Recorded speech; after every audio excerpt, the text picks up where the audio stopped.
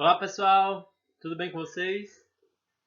Então, hoje a gente vai estar basicamente finalizando o nosso conteúdo da primeira unidade da disciplina de Ecologia 1. E hoje a gente vem vendo, né, nas últimas duas aulas o conteúdo de Ecologia de Populações, onde a gente vai ver, falar um pouquinho sobre como definir uma população, o que é uma população. A gente já viu as questões que influenciam na dinâmica populacional, a gente já falou um pouco sobre populações humanas, a gente já discutiu um pouco sobre o efeito dessas populações humanas na questão ecológica, né, na questão mundial. E hoje a gente vai falar um pouquinho, né, é um lapso sobre estudos de populações, questões mais metodológicas, mais práticas de como é que os ecólogos estudam essas populações, certo?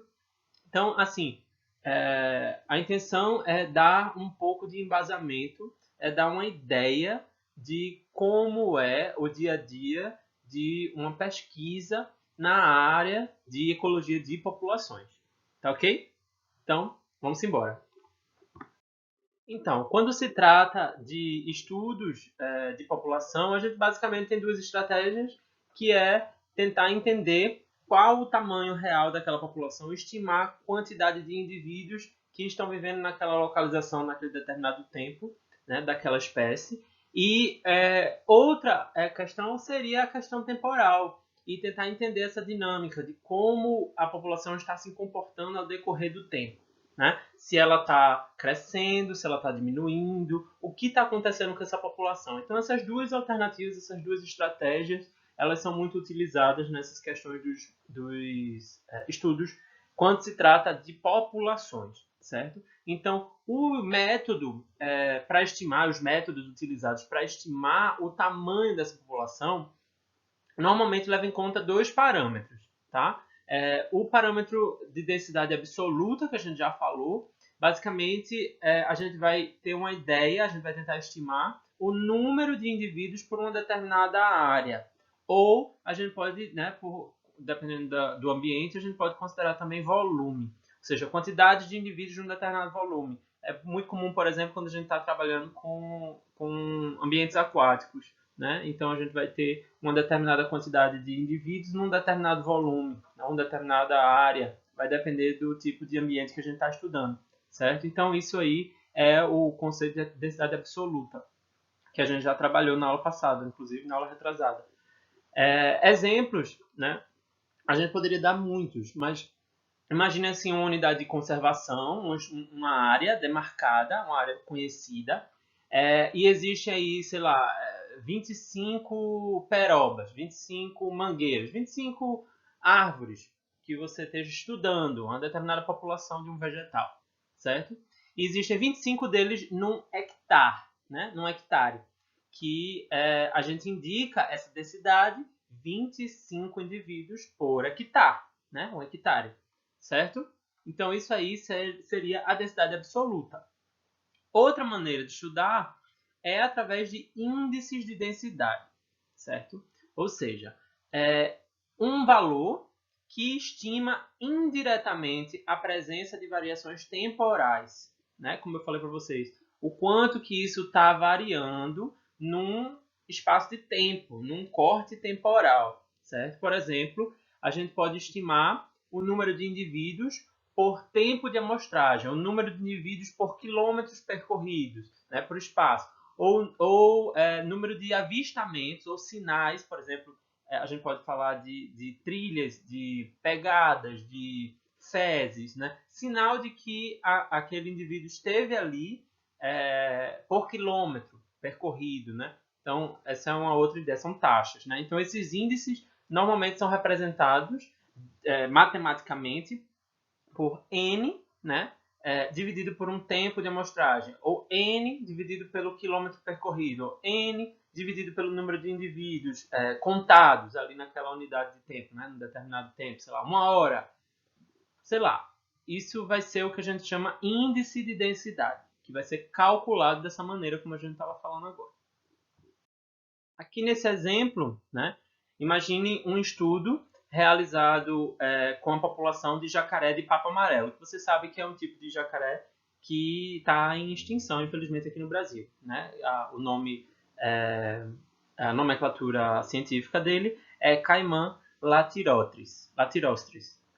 Esse caimã, né, esse jacaré de papo amarelo, imaginem a população da ilha de Santa Catarina. Ela foi usada num determinado estudo e foi calculado o índice de densidade relativa.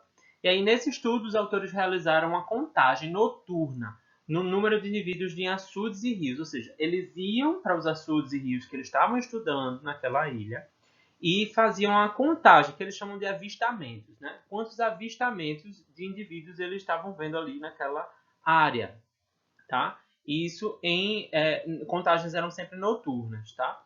Então, depende, obviamente, do nicho daquela espécie que você está estudando, né? Você tem que ver qual o hábito, qual o ambiente, qual o nicho, quais são as questões de comportamento relacionadas àquela espécie, tá? E aí, para estimar a abundância relativa, em cada excursão de coleta de dados, os autores dividiram o número de jacarés observados por quilômetro percorrido da excursão de coleta toda, tá? E aí foi feito tipo uma média, né? E aí encontraram que existe, em média, 0,25 jacarés por quilômetro percorrido. Ou seja, para que alguém veja um segundo jacaré depois de ter avistado o primeiro, é necessário, mais ou menos, né, uma média, que seja percorrido 4 quilômetros. Estão entendendo a ideia? Então, isso é uma taxa, certo? Calculada a partir dos estudos de avistamento. Então, quando a gente está trabalhando o conceito de densidade absoluta, né, ele entra como um dos diversos métodos de estimar, né, como é que a gente sabe quantos indivíduos, como é que a gente calcula, como é que a gente tem essa ideia de densidade. Então, existem diversos métodos, né, muitas maneiras. A mais trabalhosa e a mais eficiente, a mais, vamos dizer assim, a mais correta estatisticamente é contar todos os indivíduos que existem naquele local, né? Mas isso a gente chama de censo, tá? Então, se você tem a condição, a possibilidade de contar quantos indivíduos tem naquela área toda, sem faltar nenhum, sem escapar nenhum, aí a gente vai fazer um censo, né, que é o mais confiável. Você tem certeza de quantos indivíduos. Pode ter até uma margem de erro, né, de você ter deixado passar algum, mas ali você está muito, muito próximo da realidade, né? Você tem uma noção bem próxima de quantidade daqueles indivíduos naquela área, naquele tempo, certo? Então, outra maneira, que é a mais comum, né? Assim, se você... professor, mas nem sempre eu vou conseguir contar. Aí eu concordo com você. É muito difícil trabalhar populações inteiras. Imagina assim, vamos trabalhar com populações humanas. Quem é que tem tempo e dinheiro, mão de obra, para ir contar pessoa por pessoa de uma determinada área, né? Então, o Homo sapiens, né, a espécie humana, geograficamente, ela é pouco limitada, né? A gente vai ter limites políticos, né? A gente vai dizer país, estado e tal. A gente vai determinar a população por aí, mas é muito difícil você contar, né, todos os indivíduos. Então, imaginem também, por exemplo, uma espécie vegetal, né? Eu coloquei o exemplo aqui da pitangueira, que é considerada, né, uma planta bem típica da gente aqui. Eugênia uniflora, né, o nome dela. Ela é encontrada desde o Nordeste até o Rio Grande do Sul dentro do país. Então, imagine fazer estudo de população dessa planta que se estende numa área enorme, né? Ou mesmo, por exemplo, sei lá, araucárias, né? Árvores típicas do sudoeste, né, do sul do Brasil, que não tem, assim, é humanamente impossível você fazer contagem de cada uma dos espécimes, né, de cada indivíduo daquela espécie, né? Então, sei lá, outro exemplo, essa salamandra que eu coloquei aqui, né? Essa salamandra, ela é uma espécie de salamandra muito típica da região norte e muito impactada pela devastação agrícola que acontece na Amazônia brasileira, tá? E aí você vai lá fazer contagem de quantas lagartinhas dessa tem na Amazônia inteira? É impossível, né? Então, imagine que essas dificuldades, né, estudar determinadas populações, determinadas espécies, que têm, por exemplo, ampla distribuição, né, está distribuída em grande área, é difícil, é muito complicado, né? Então, para resolver essas limitações, né, de questões de tempo, de dinheiro, de mão de obra, o que se faz é estudar uma parte dessa população, né, que a gente chama de amostra, tá? Então, basicamente, o que a gente tem são métodos de amostragem, tá? Que vão nos ajudar a calcular, ter uma ideia de quantos indivíduos realmente tem naquela população a partir de um pequeno percentual. Você tira uma quantidade de uma determinada área, estuda essa pequena parte da população e usa estatística, usa cálculo para tentar estimar o todo, para tentar extravasar, né, extrapolar esse resultado e estimar o quanto seria ou como seria a população inteira. Né? Imagine as dificuldades para estudar essas populações, né, de ampla distribuição, ou que são muito pequenas, ou que são difíceis de capturar. Então, são muitas complicações, tá? Então, nesse caso, a gente vai usar técnicas de amostragem. Existem muitos métodos de amostragem. Existem, dentro desses métodos, muitas variações de método.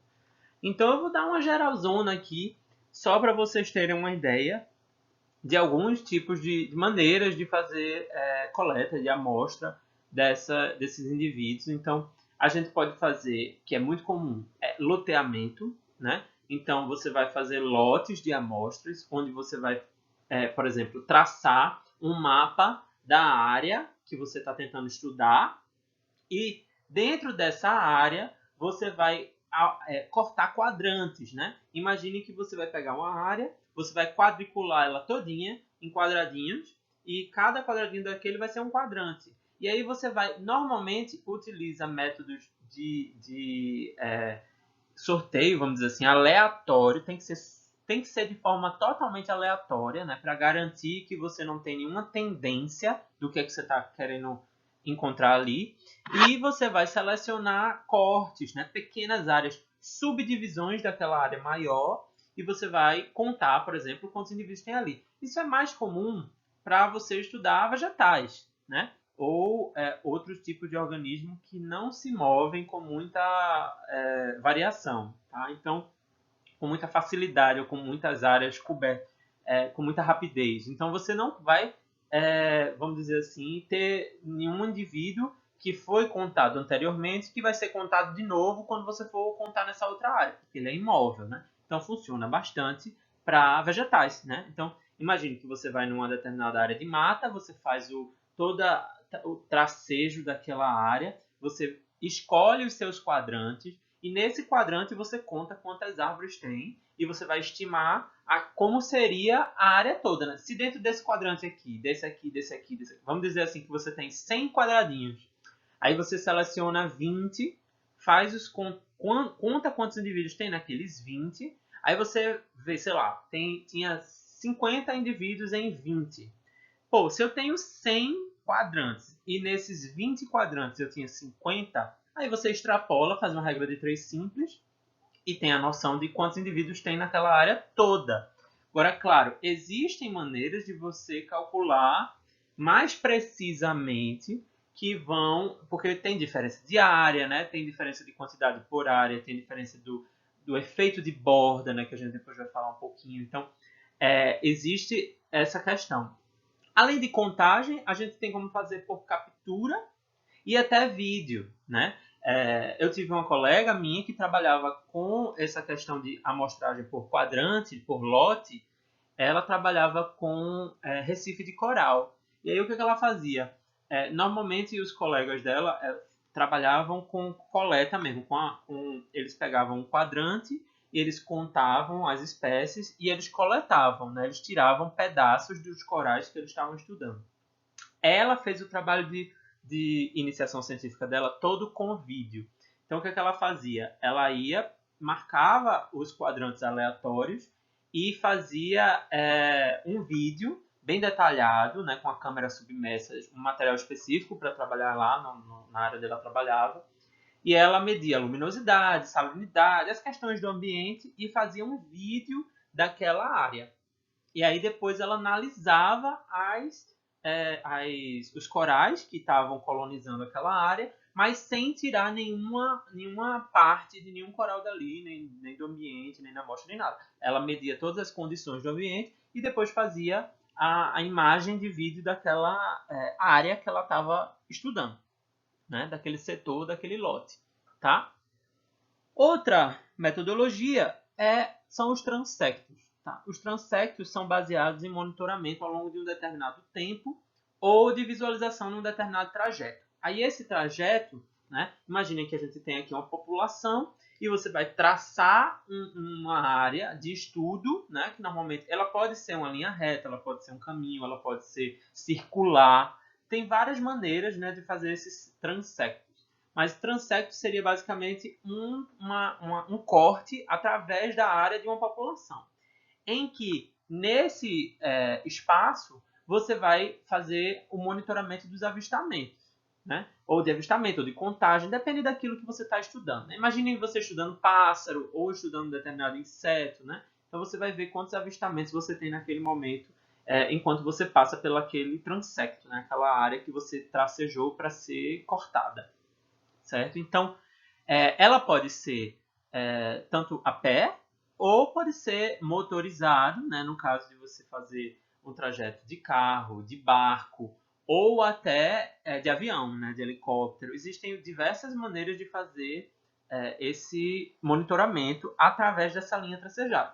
E a partir dessas visualizações, existem diversas maneiras, questões estatísticas, para tentar se medir o quanto que a população vai ter. Isso vai depender, por exemplo, da distância da visualização, né? Da possibilidade de visualizar ou não, e também da área que você está fazendo o estudo. Então, você vai fazer questões analíticas de estatística para tentar estimar, com base naquilo que você viu, com base naquilo que você poderia ver, o que você não viu, né? Você vai calcular o quanto que tem de possíveis indivíduos naquela área onde você não passou, com base naquela área que você passou, no seu transecto, tá? Então, existem ferramentas estatísticas para isso também, certo?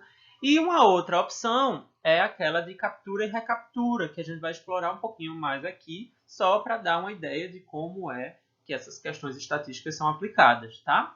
Então, quando a gente está falando de captura e recaptura, a gente está falando muito, obviamente, de algumas armadilhas. Então, eu selecionei algumas poucas armadilhas, só para vocês terem uma ideia do que a gente pode estar utilizando nessas zonas de coleta, né? Obviamente, quando a gente está falando de armadilhas, a gente normalmente está falando de coleta de animais, né? Não estou mais falando de captura e recaptura, não trabalha bem os vegetais. Vegetais você até pode, né, trabalhar com vegetais nessas metodologias de captura e recaptura, mas normalmente a gente está falando de coleta de animais.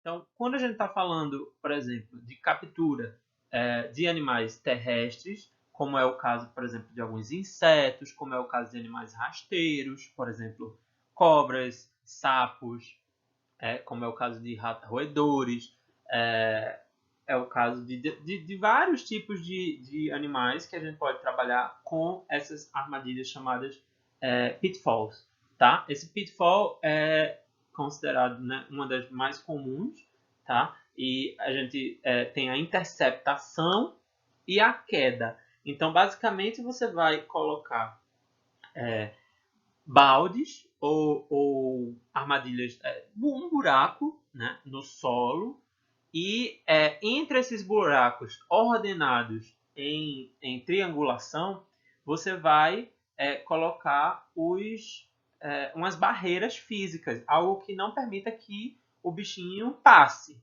né? Então, isso aqui eu estou mostrando para vocês um exemplo. Obviamente que essa angulação, essa metragem, essa distância entre os baldes, as armadilhas e os buracos, ela não necessariamente precisa ser essa daqui, tá?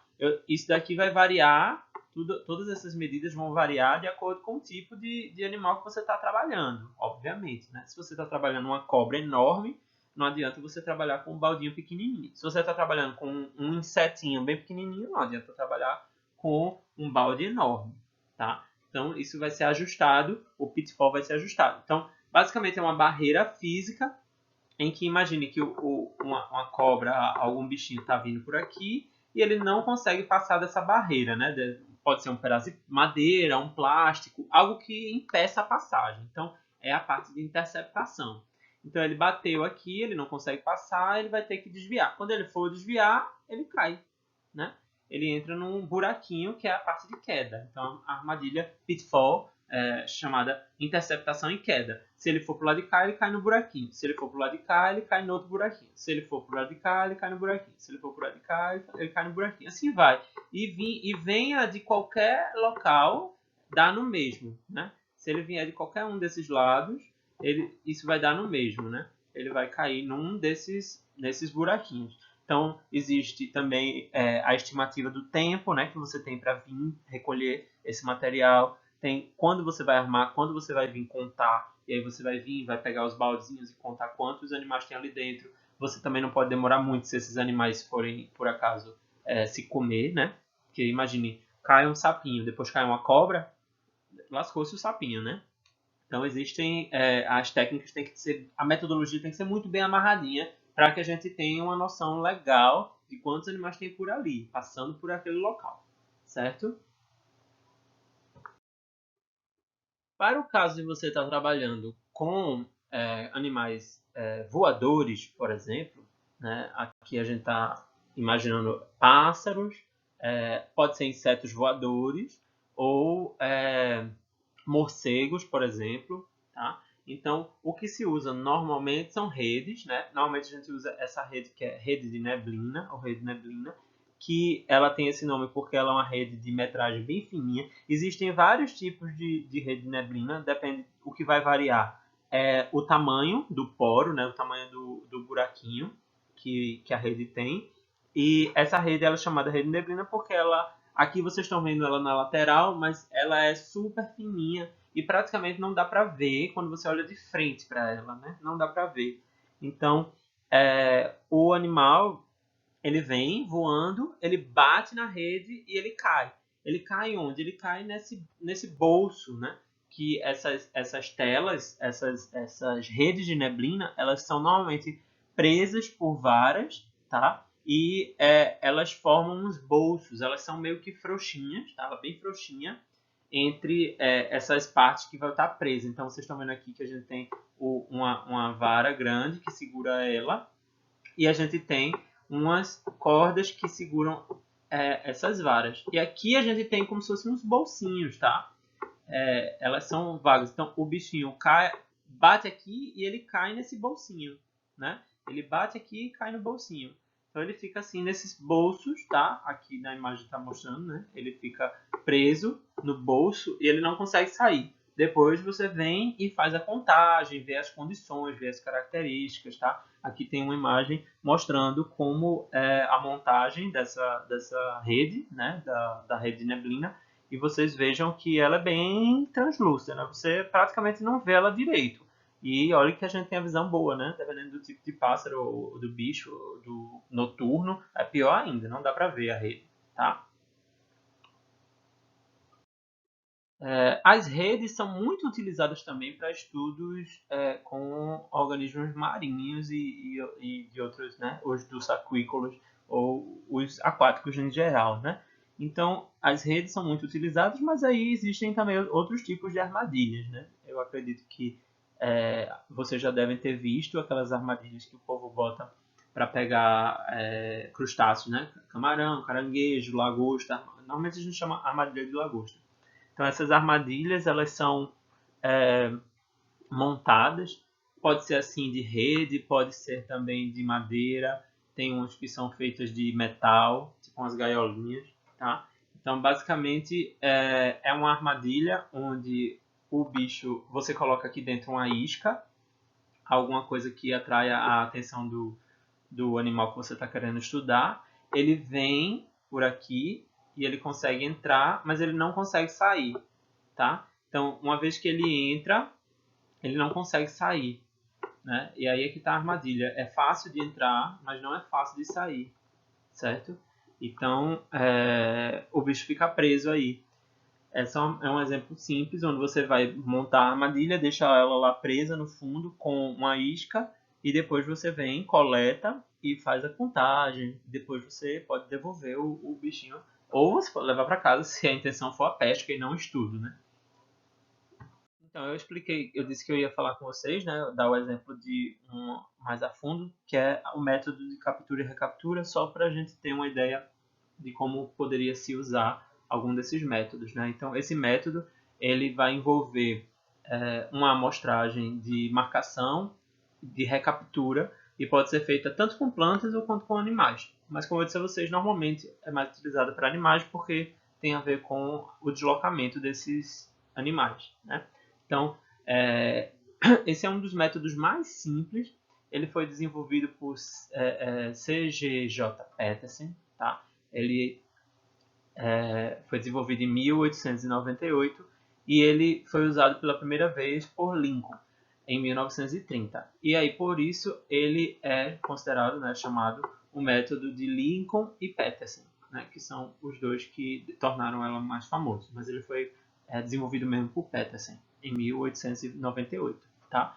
E aí, o que é que acontece, né? O motivo de se utilizar, né, a gente usar esse tipo de método, é porque normalmente esses animais eles se movem. Então, eles vão se mover com uma certa velocidade, o que vai dificultar que a gente faça métodos de visualização, porque a gente vai ver, a gente pode vir a ver algum animal mais de uma vez e contar ele como se fosse um só, tá? Então, desse jeito, dessa maneira, com captura e recaptura, a gente tem uma ideia se a gente já contou esse animal, tá? Então, como é que funciona? Ele vai ter um momento de captura, depois a gente marca esses animais de alguma maneira, depois a gente faz a soltura e depois a recaptura.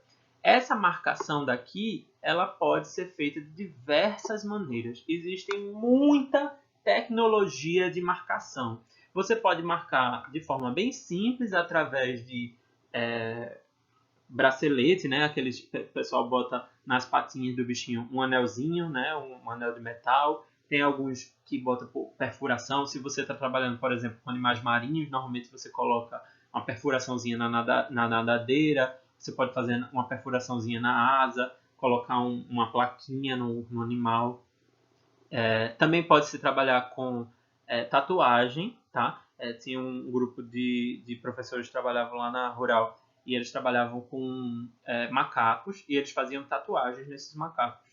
Eles raspavam uma parte do pelo e colocavam uma numeração ou colocavam um símbolo para eles saberem que tipo de bicho é esse, né? Qual era aquele animal. Que eles trabalhavam com comportamento, então eles precisavam estudar o animal o tempo inteiro. Se você tivesse muito dinheiro para gastar, você pode fazer a marcação com chip, né? Com aqueles chips que você faz o monitoramento por satélite. E aí você tem uma noção melhor, né? Mas isso é mais utilizado quando a gente está falando de comportamento.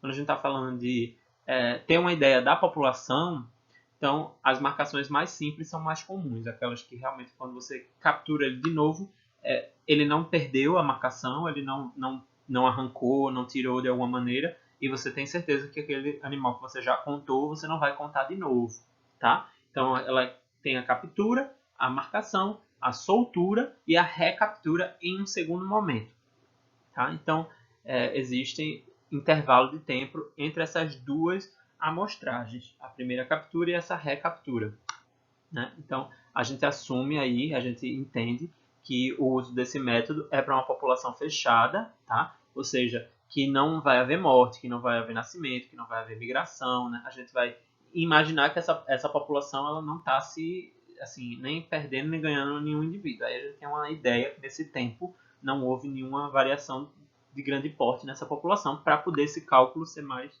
próximo do real. Então assim a gente calcula o tamanho da população, né?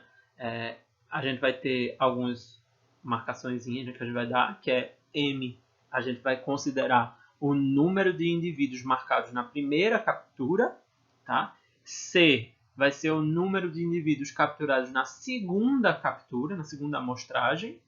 E R é o número de indivíduos que a gente pegou nessa segunda captura e que estavam marcados com aquilo que a gente marcou na primeira. Ou seja, eles já tinham sido capturados antes. Aí a gente vai, né, contar esses também. Então a gente vai ter 3 números básicos. A gente vai ter N, que é o que a gente quer saber, o número de indivíduos daquela população. A gente vai ter M, que é quantos indivíduos foram capturados da primeira vez. Todos os indivíduos vão ser marcados e vão ser soltos. Depois de um tempo, a gente faz uma nova captura. Aí nessa nova captura, a gente vai pegar, sei lá, 20 indivíduos e aí desses, alguns vão estar com a marcação que a gente fez da primeira vez. E esse número C vai ser o total de animais capturados nessa recaptura. E o R vai ser o número desses animais que já estavam marcados, ou seja, quantos animais foram recapturados. Foram capturados da primeira vez, foram marcados e foram capturados da segunda vez novamente, né? E aí a gente faz a continha, que é uma continha bem simples, né? Então, basicamente, N vai ser relativo a M, né? O número de indivíduos total vai ser relativo ao número de indivíduos que foi capturado, né? E o número de indivíduos recapturados, o C, né, vai ser relativo àquele número de indivíduos que já foram marcados antes, tá? Então, a gente tem a equação, que a equação é o seguinte. O número de indivíduos dessa população vai ser calculado pelo número de indivíduos capturados da segunda vez, vezes o número de indivíduos capturados da primeira vez, dividido pelo número de indivíduos que foram recapturados, aqueles que já tinham sido marcados, tá? E aí a gente tem uma ideia melhor, estatisticamente, de qual é o número de indivíduos dessa população. Então, para calcular o tamanho N dessa população, a gente vai ter esses 3 parâmetros. M, número de indivíduos marcados da primeira amostragem. C, número de indivíduos capturados da segunda amostragem. E R, o número de indivíduos já marcados nessa segunda amostragem, tá? Então, a gente pode compor essa fórmula, onde N, o número total, vai ser igual a C, que é o número de indivíduos capturados da segunda, vezes o número de indivíduos capturados da primeira, dividido pelo número de indivíduos que foi capturado das duas vezes. Vamos imaginar aqui um exemplo, tá? Imagine as cutias, né, que são os roedores. Tá? Imagine aqui a gente tem a cutia, que é um roedor, né? Suponha que a gente quer estudar o número de cutias de uma determinada área de uma reserva florestal, por exemplo, que está super bem conservada, eu preciso ter uma ideia da população de cutias daquela reserva. Então, um ecólogo de população, né, uma pessoa que trabalha com isso, ele vai instalar algumas armadilhas para fazer a metodologia de captura e recaptura. Então, nessa primeira captura, imagine que ele pegou 16 indivíduos. Então, imagine, dessa amostra que a gente está vendo aí, a gente pegou M, né, que é o número de capturados da primeira vez. E ele marcou, né, que nesses quadradinhos aí, imagine, cada quadradinho é um indivíduo dessa população. E aí a gente tem que a primeira captura, né, a gente tem uma amostra, a gente pegou uma parte dessa população. Pegou 16 indivíduos e a gente marcou eles, coloriu aí de azul, tá? Eles estão marcados de alguma maneira. E aí a gente solta.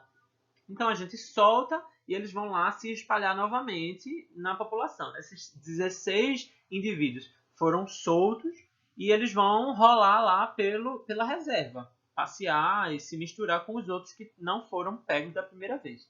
Depois de algum tempo, a gente usa aquela mesma proporção de armadilhas, né? E a gente vai fazer uma segunda amostragem. No mesmo método, a gente vai fazer uma nova captura depois de um tempo. E aí, nessa nova captura, foram, né, pegos novos indivíduos. Desses indivíduos, vocês estão vendo, dessa nova captura, que está marcadinha aí dentro desse quadradinho, foram pegos 20 indivíduos, tá? Então, C vai ser o número 20, né? Que foram pegos aí 20 cutias, 20 ratinhos daquele, ratazanazinha daquela. E dessas, 5 já estavam marcadas. eram daquelas azulzinhas que foram marcadas antes. 5 já estavam marcados, ou seja, foram pegas 15 novas e 5 são as mesmas que caíram da primeira armadilha. Tá? Então, novamente, passado algum tempo foi usada a mesma armadilha e uma segunda amostragem foi feita. Dessa captura segunda agora, 20 indivíduos foram capturados. E desses, 5 já estavam marcados anteriormente, certo? Então, o número C é 20 e o número R é 5, nesse exemplo da gente. E aí a pergunta, né? Qual é o tamanho da população? N. Qual é o tamanho daquela população? Né? Vamos levar em consideração que a gente usa essa equação aqui para ter uma noção do tamanho da população. Então me digam vocês, qual é o tamanho dessa população?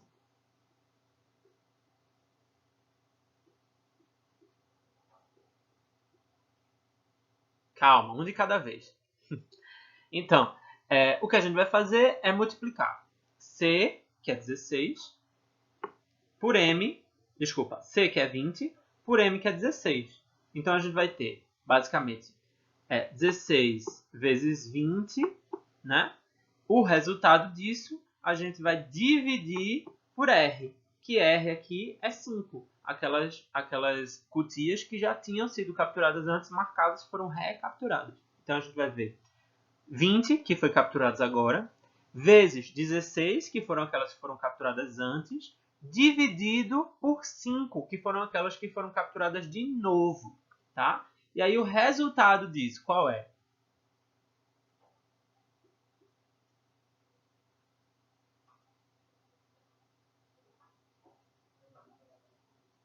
Exatamente, né? 64.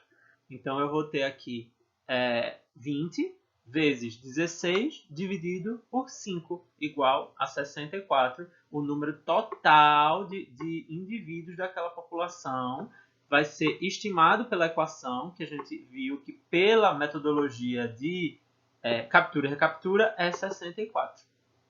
Tranquilo isso?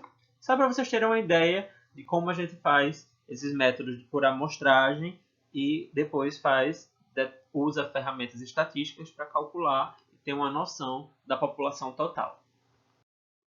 Então, quando a gente já tem determinado o tamanho dessa população, a gente pode estudar e entender como que essa população varia numericamente ao decorrer do tempo, tá?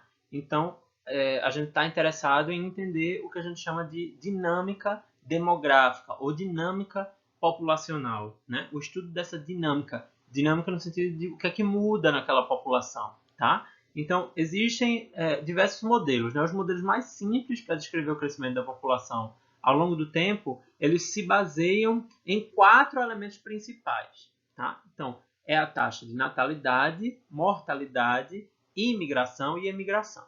E aí você vê, de forma simplificada, compreende o crescimento daquela população, de como que está evoluindo aquela população num determinado tempo, tá? Então, esses são os modelos de crescimento populacional, certo? Então, vamos imaginar que a gente tem uma população de coatis, né? Que a espécie é chamada Nashua.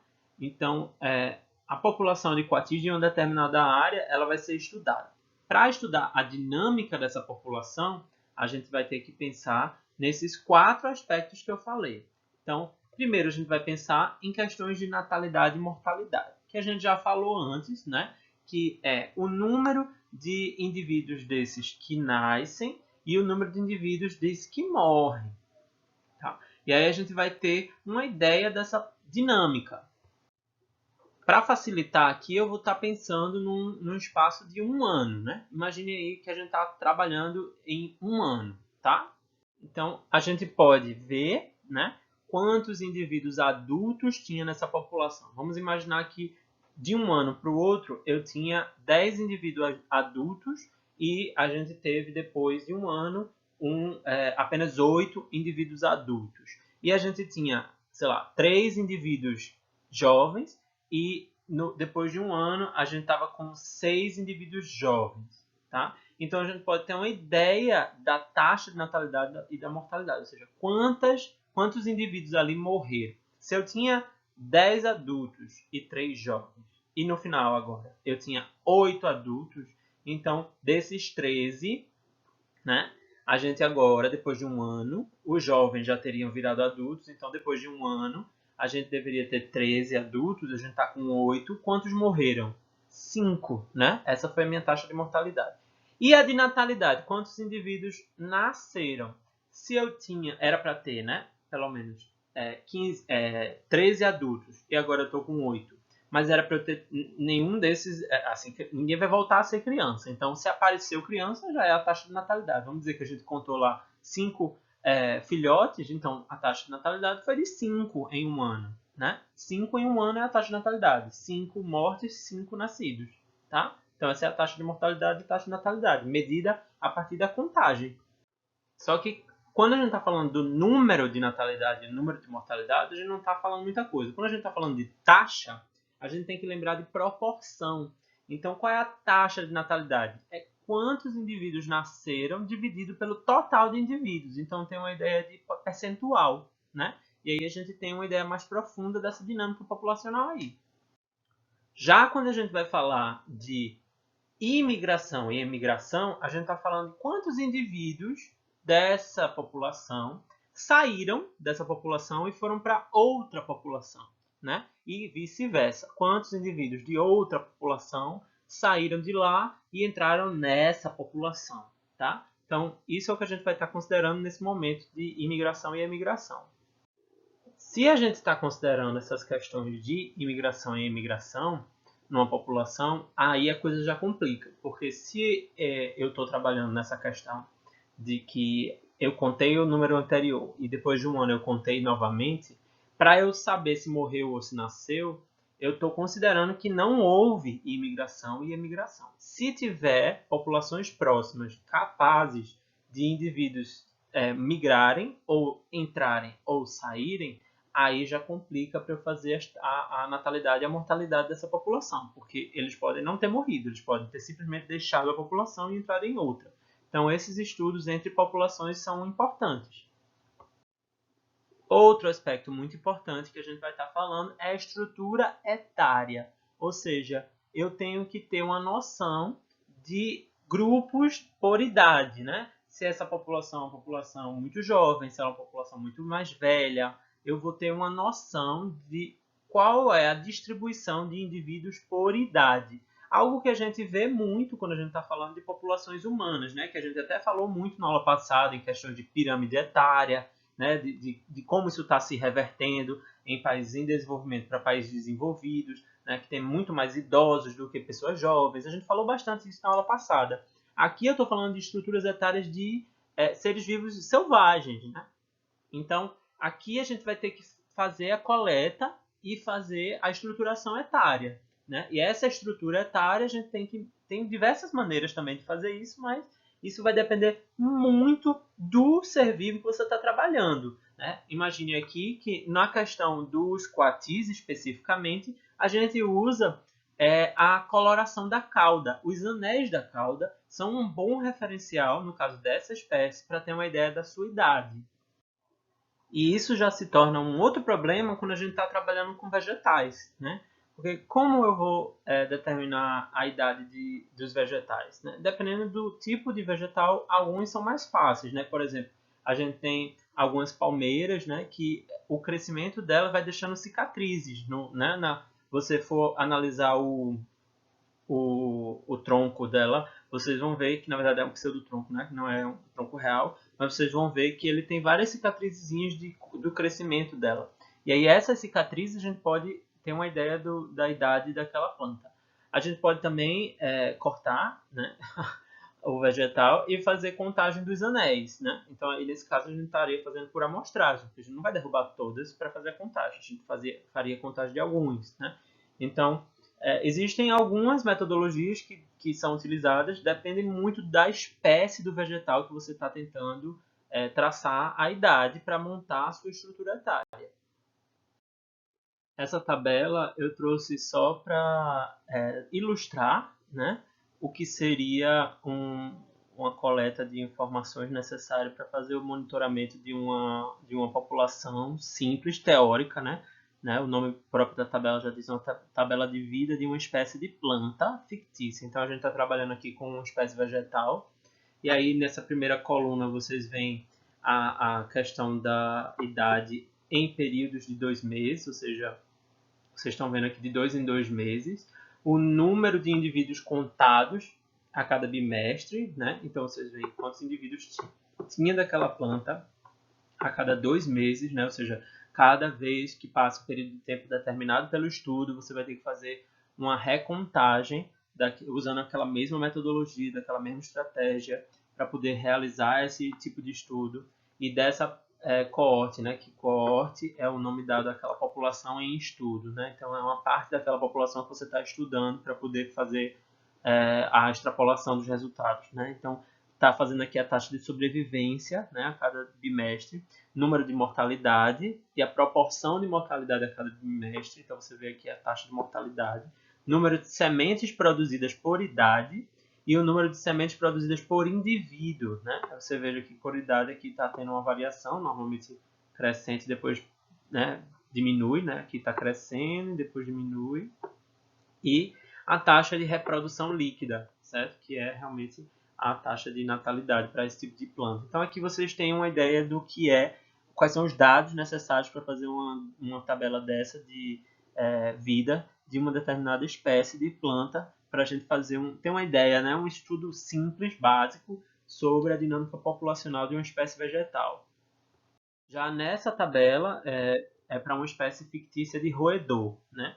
Então, nesse caso, a gente vai estar trabalhando com uma espécie de mamífero. Aí mostra aqui a primeira coluna, a idade dele em anos. Então, a gente está fazendo uma faixa etária em anos, né? Até 8. E o número de indivíduos por idade. Então, você tem que fazer a coleta, a captura, a contagem, né? E ter a ideia de qual a idade de cada um. Então, a cada momento desse, a gente vai ter que fazer quando for fazer a coleta, alguma maneira, dependendo da espécie, para fazer a idade, para saber a idade, né?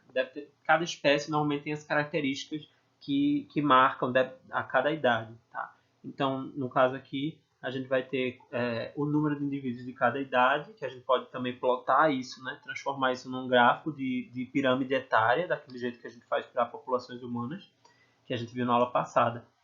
Aí a gente vê aqui a taxa de sobrevivência por idade, o número de mortos e a taxa de mortalidade. E a gente pode também depois medir a taxa de natalidade, né? Dependendo da dinâmica populacional que a gente está fazendo ali. Esse gráfico é um gráfico interessante que mostra os modelos de curva de sobrevivência. Quando você faz o cálculo da sobrevivência por idade, aí você consegue criar esse gráfico, né, vendo quantos mortos tinham de cada idade e tal. Você faz o estudo de mortalidade separado por idade e pode criar esse tipo de gráfico. Então, esse gráfico dá uma ideia do modelo de sobrevivência por idade. E aí, por convenção, né, por diversos estudos, a gente divide o comportamento dessa sobrevivência de cada espécie em tipo 1, tipo 2, tipo 3. Né? O tipo 1 descreve uma situação, né, aqui está o tipo 1, descreve uma situação a qual a mortalidade é considerada só no fim da vida. Então, é muito comum, por exemplo, para populações humanas, né, que a maior parte da mortalidade é já no fim da vida. E, por exemplo, animais de cativeiro, animais criados em zoológico, animais com muito cuidado associado à sua sobrevivência e termina morrendo por idade mesmo. E aí a taxa de sobrevivência é maior nos primeiros anos. Então, observe que apesar de ser uma curva com valores de sobrevivência, a gente pode interpretar o perfil de mortalidade de que tipo de população é aquele perfil daquela população, daquela espécie. Então, nesse caso, é acentuado quando a população vai ficando mais velha. E aí, na outra curva, na curva de tipo 2, a gente tem uma estabilidade, vamos dizer assim. A probabilidade de morte ela permanece constante no decorrer da vida. É óbvio que ninguém vai ser exatamente assim, nenhuma população se comporta exatamente assim, mas a gente divide por tipos de acordo com o gráfico se assemelha mais a qual desses gráficos, sabe? E aí a gente pode deduzir que a sobrevivência é um declínio linear. À medida que a pessoa vai ficando mais velha, a mortalidade vai aumentando. Então, isso termina ficando dessa maneira o gráfico. E aí a gente pode interpretar, por sua vez, que a mortalidade, nesse caso, ela independe da idade, né? A chance de você morrer é independente da idade. Isso é muito difícil de acontecer, nem até nas populações selvagens, isso é muito difícil de acontecer, até porque, vamos dizer assim, o indivíduo mais velho ele vai ter, além de problemas de saúde, problemas de deslocamento, problemas né, que vão atrapalhar ele na sobrevivência. Mas isso pode ser bem mais comum em questões de vegetais, tá? E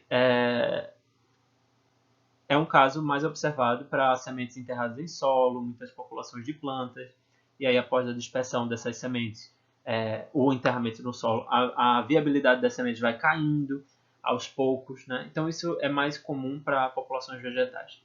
E a terceira curva, que é a curva do tipo 3, tem uma queda drástica de sobrevivência nos primeiros intervalos de idade e uma alta mortalidade no início, tá? Então, com o passar do tempo, os indivíduos sobreviventes mantêm-se vivos por um período de mais tempo, né? Então, uma queda suave nos índices de sobrevivência se observar ao fim da vida da população. Então, muitos peixes, por exemplo, produzem milhões de ovos e esses ovos ou algumas larvas, né, eles são muito mortos, né, são muito predados. Então, esse tipo de curva é comum dessas populações onde os indivíduos eles produzem muitos filhotes porque esses filhotes morrem muito, tá?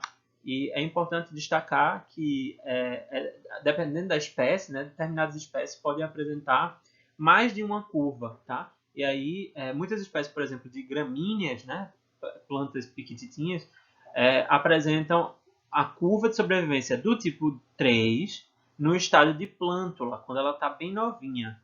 Mas quando essas plântulas elas desenvolvem e se transformam em adultos, né, indivíduos adultos, elas passam a ter uma curva do tipo 2, que é uma curva mais comum para vegetais, né, que estão sofrendo aí outros tipos de ataques, que não são predação mesmo, tá? Então, tem esses três padrões de comportamento de sobrevivência por idade, por exemplo. Então, eu trouxe um exemplo, né, para a gente ter uma ideia de como essa sobrevivência por idade pode ser estudada. Né? No caso dessa figura, o gráfico aí ele foi plotado, ele foi criado com base em estudos de populações, duas populações, né, desse cervo, que o nome é Odocoileus emilius, tá? E ele vive numa determinada área da Califórnia, nos Estados Unidos, e a população é de alta densidade. Ela está numa área de reserva, numa área com manejo, onde as pessoas tomam conta, né, e se organizam, e as queimadas são controladas. Enquanto que a outra população de baixa densidade, ela está numa área sem manejo, mas que não existe queimada há mais de 10 anos. Tá? E aí observe os padrões que as duas populações, né, mostram por causa dessa questão com o ambiente. Então elas são afetadas diferentemente pelas condições que elas estão expostas e essas mudanças elas acarretam um comportamento de sobrevivência diferente em cada população. Então, ao analisar essa curva de sobrevivência da população, combinada com a questão da tabela de vida dessas populações, é possível foi possível, né, que os indivíduos lá, os biólogos, os ecólogos dessas populações tivessem uma ideia muito boa do histórico de vida dessas populações. E aí analisar as informações podem ajudar eles a tomar decisões de como lidar com essas populações e aumentar suas taxas de sobrevivência, para favorecer um número maior de indivíduos bem-sucedidos reprodutivamente, né? Aqueles que nascem, crescem e conseguem reproduzir. E aí resulta em indivíduos sadios e que também, por sua vez, consigam se reproduzir. Tá? Então, essas estratégias a gente chama de estratégias de manejo e conservação, mas isso a gente vai trabalhar mais para frente. Tá ok? Então, a gente vai ficando por aqui. Como sempre, eu me coloco à disposição de vocês para tirar qualquer dúvida. A gente tem o Google Classroom, que vocês podem fazer qualquer dúvida lá no estudo de vocês por lá. Tem meu e-mail e tem o meu Instagram profissional, se vocês quiserem entrar em contato pelo chat, como alguns de vocês têm entrado. A gente tira qualquer dúvida que vocês tenham, beleza? Eu decidi que a nossa avaliação ela vai ficar só baseada nos nossos exercícios, certo? Então, eu vou fazer a correção de todos os exercícios que a gente tem feito, já que a gente tem feito praticamente todas as aulas têm exercício. Então, eu vou pegar todos esses exercícios que a gente fez, desde as nossas aulas presenciais no início do curso, até esses exercícios que vocês fizeram aqui nas plataformas online, e vou pontuar essa nota dessa primeira avaliação de vocês com base apenas nesses exercícios. Beleza? Qualquer dúvida que vocês tiverem, eu estou por aqui e a gente vai conversando para, na próxima aula, a gente fechar essa coisa dos exercícios. Eu acredito que eu vou passar apenas um último exercício para vocês que fecha essa nota de exercício e seria a nota total de vocês da EAV1. Beleza? Então, qualquer coisa a gente conversa. Grande abraço e até semana que vem.